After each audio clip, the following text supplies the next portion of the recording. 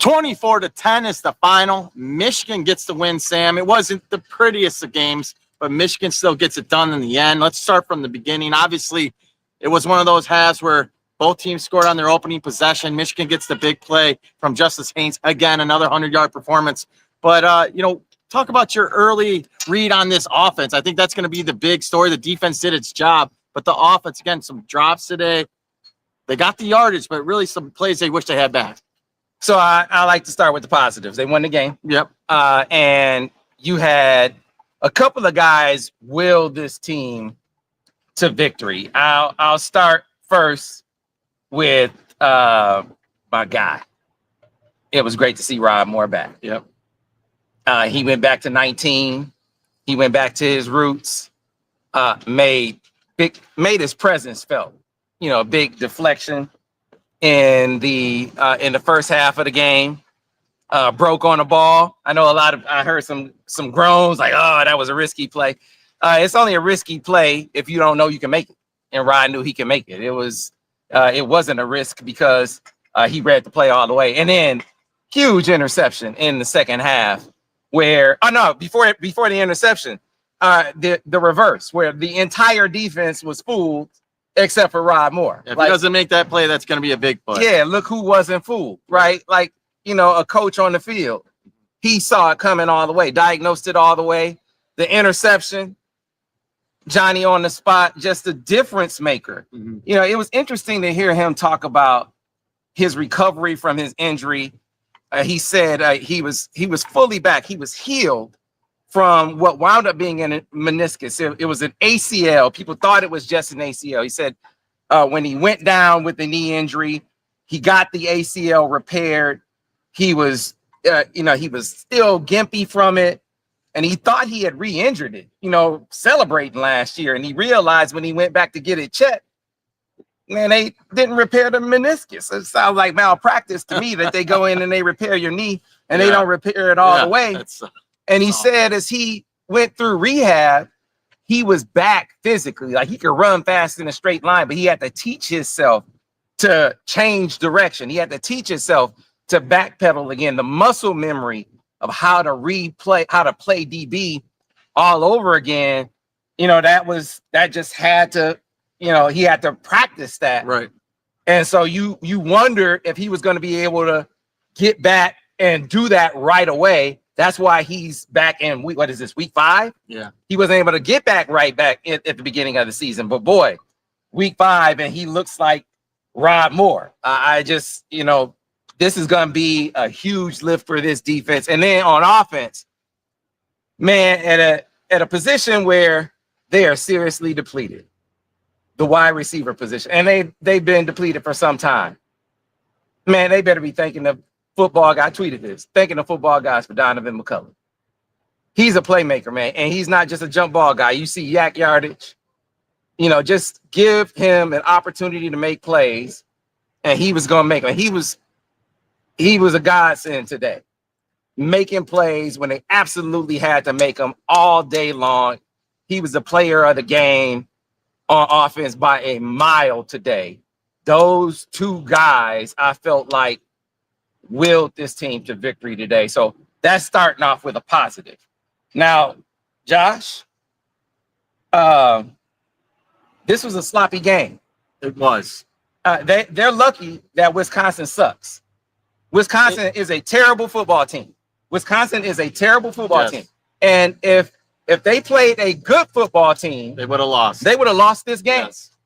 I mean, listen, man, playing like that gets you beat. You come off a bye, and I will grant them the malaise of coming off a bye. I will give them looking at it's Wisconsin. Yeah. I will grant them those things. But some of those things don't account for what we saw today. The drops, the incessant drops that we saw today. Man, it's not winning football. No, it's not winning football. And it was more than one player. And it's more than one game. It's perpetual. That will get you beat. Yeah. That will get you beat. And then you look at some of the other issues, the protection issues, and we got to dig into that. The offensive issues, to me, were the bigger and more glaring issue. We can touch on defense, because defense was mostly about the first series. I think there are some things that were problematic that are going to be more of an issue versus a USC, because while the first series is about on defense, they come out, they're unbalanced, and Michigan looks out of sorts. They go right down the field. Hey, man, wow. I mean, that they weren't able to adjust to that quicker was a problem. Michigan's zone blitz package it was very, very porous. To add to that, I mean, if you give the Wisconsin quarterback, when he was given time, he was making the throws. And next week, they're going against a better quarterback. Much better quarterback. And a guy that's one of the better quarterbacks in the Big Ten, if not the country. So they got to correct that. They got to get some pressure. This QB was QB3. I'm aware. Was QB3. It was not great. It was not right. Great. So if you look at QB3 for Wisconsin, they come out in unbalanced. It takes Michigan a minute to adjust, a series to adjust to that. Mm-hmm. The zone blitz is very, very porous. That was an issue. But the bigger issue, the broader issue, the multiple game issue is they started gapping Michigan. And that's been, if you watch us with Vance on a football breakdown, power, counter, whether it's with the running backs or quarterback power. I mean, Michigan fitting the run has been an issue. And so they're going to have to figure that out against a better team. As much as you talk about Lincoln Riley and company throwing it around the yard, they've shown more of a commitment to running the football. And that makes them more potent throwing the football. So I say all of that to say they need to be much better than they were today. Now, I give them credit for improving dramatically over the course of the game, even though this was a bad football team. They found something today in Rod Moore. That was a huge revelation. Zeke Berry was back today. That was huge. So they got healthier. You needed to get your DBs, your veteran DBs, back playing, get them lathered up before you head out to the land of Troy against a very potent offense. That was great, but they need to clean up fitting the run. Hopefully they get some more reps against that in practice today. But this offense, Josh, they came out in this game, and you know what the game plan was. You could see it from the opening series, and you got some very, very tired narratives. One of the laziest narratives I see that is a bunch of bullshit is, oh my God, Sharon Moore is back. So he is taking over the offense, and he's putting the straps on Chip Lindsey. We need Biff Poggi because he let Chip Lindsey do his thing. That's a bunch of bullshit. Right. It's terrible because I don't know where that comes from. Right. The game plan today was clearly, we are going to throw the football all over Wisconsin. You can see it from the opening series. You can see it from the standpoint of starting Andrew Marsh. That was a Sharon Moore call all the way. The head coach steps in and says, I want to start I'm starting the rook. Right? Fred Moore hits the portal because of that. Right? And they come out, they throw a flea flicker right away because they think after a couple weeks of running the football, the head coach said, I want to run the quarterback. Then after they run the quarterback, they outside zone, they didn't run a single. I may run outside zone like once today. They run for 300 yards. Now they figure teams are going to load up against the run. They're going to load the box. They're going to dare us to throw down the football field. So we're going to mesh route them to death. We're going to fade ball them to death. We're going to get down the football field. We are going to light them up. We're going to school Bryce and drop back pass. and we're going to ready to go. This one, we got to get ready to do it against USC. So we're going to warm up against Wisconsin. And so that was the game plan. You can see they came out with a flea flicker. Right. What do you mean conservative? You start the game with a flea flicker and you're conservative? And so the problem is the issue that we thought they had at the beginning of the season really is an issue. Bryce, they can't protect. I mean, Bryce. Josh, they can't protect. You saw that multiple times. Protection issues, even just handing the ball off to the running back, the guy getting hit as soon as he gets the ball. It was a consistent issue throughout the game. Throughout the game. And for as much as people were ragging on Evan Link, and I'm not saying that was unwarranted, not to call out a single guy, but they were pointing mostly at the left tackle. That wasn't even the biggest issue today. I mean, they were catching pressure everywhere. Every time Bryce was in a drop back passing posture, it seemed like he was catching heat. He was moved off his spot. He had to scramble. You can't. That's not about a conservative play call. They were calling drop back pass, drop back pass, drop back pass. And it's like, damn, can the man get some time? And then when Bryce improvs, buys time, throws the football, can we? Yeah, 3 first down drops. 3 first down drops. Come on, man. Yeah. Come on, man. And so let's talk about that. We are going to be, I am very understanding of these guys do things that most people watching cannot do. They put in the time. They are grinding and deserve respect. But this is a big boy business, man. You cannot drop balls for the money. Consequences for those actions.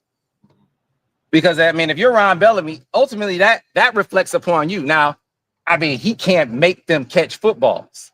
But when they drop football, I mean, like that's not a coachable thing, right? You coach them on running routes. You coach them on understanding the game plan. Alignment, yeah. You coach them on alignment, but catching, whether you catch a football, yeah. I mean, you can practice it, but catching a football in the game is like, that's on you. But still, it reflects on the coach.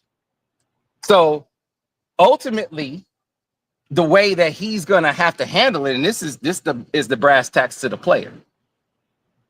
All right, I'm gonna not play you as much.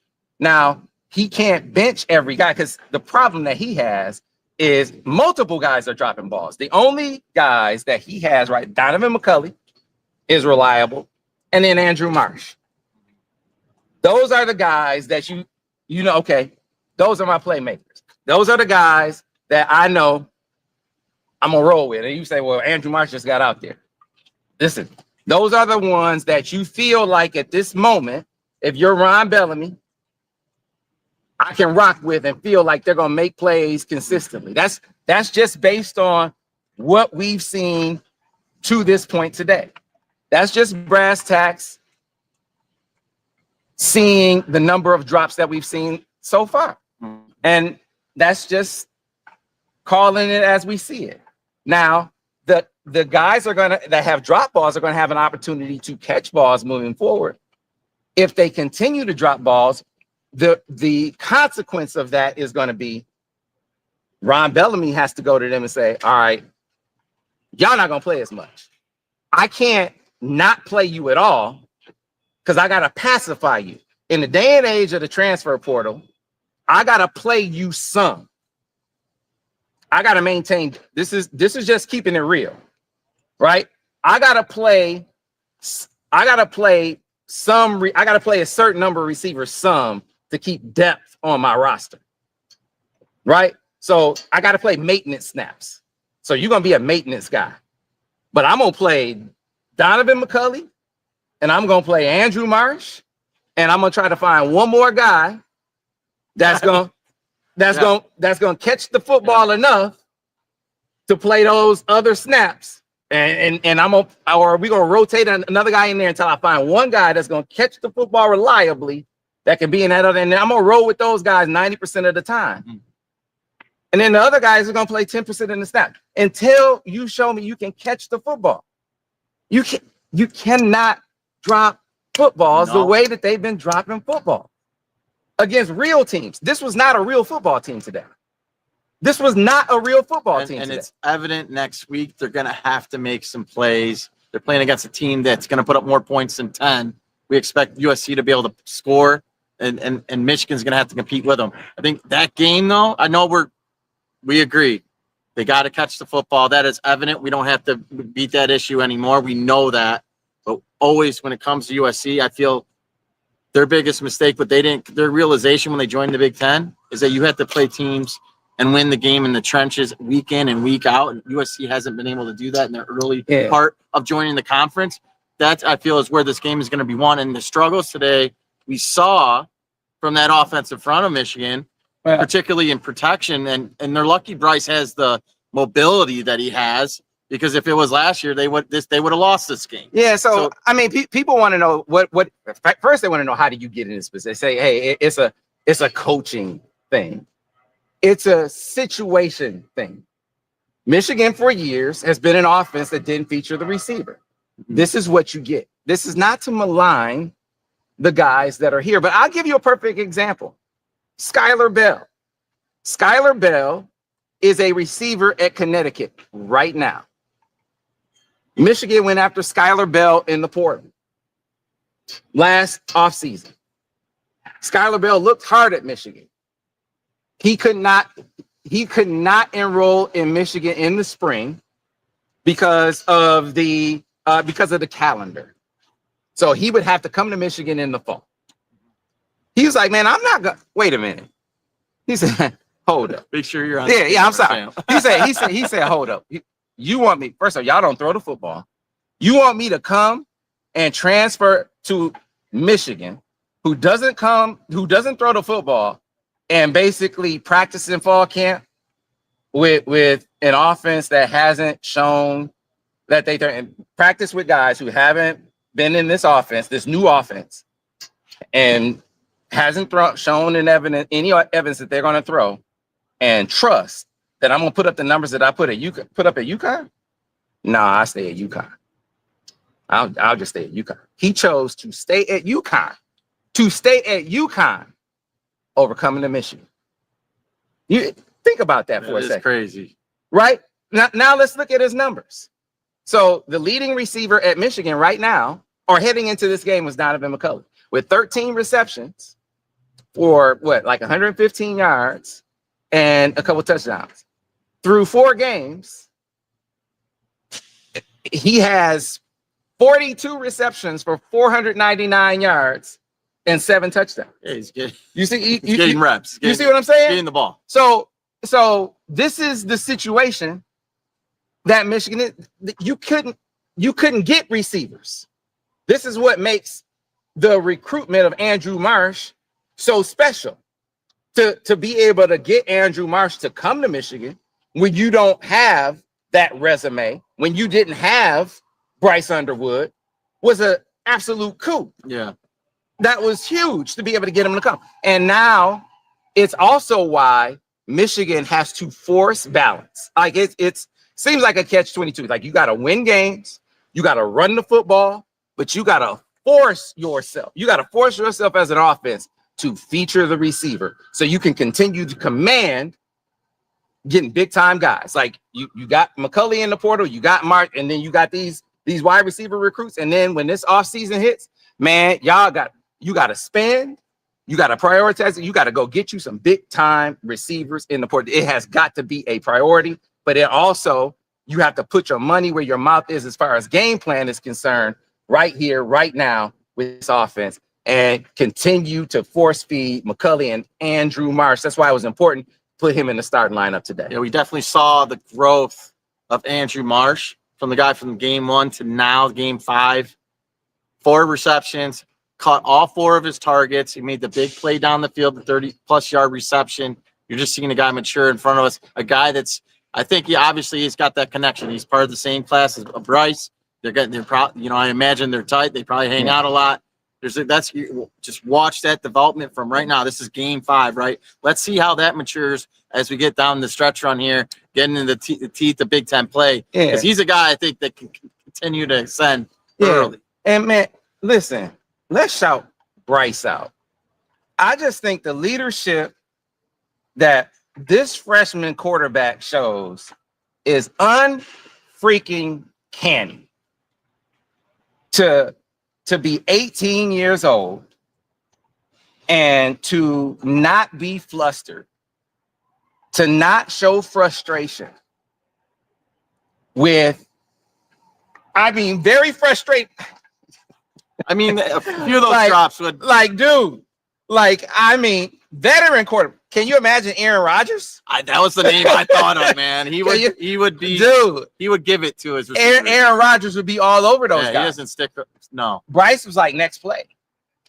So let's rewind the tape. Let's rewind the tape to the Oklahoma game when Bryce pulls on Justice Haynes, and Justice Haynes is all in his face about the pull when it was the right read for Bryce, right?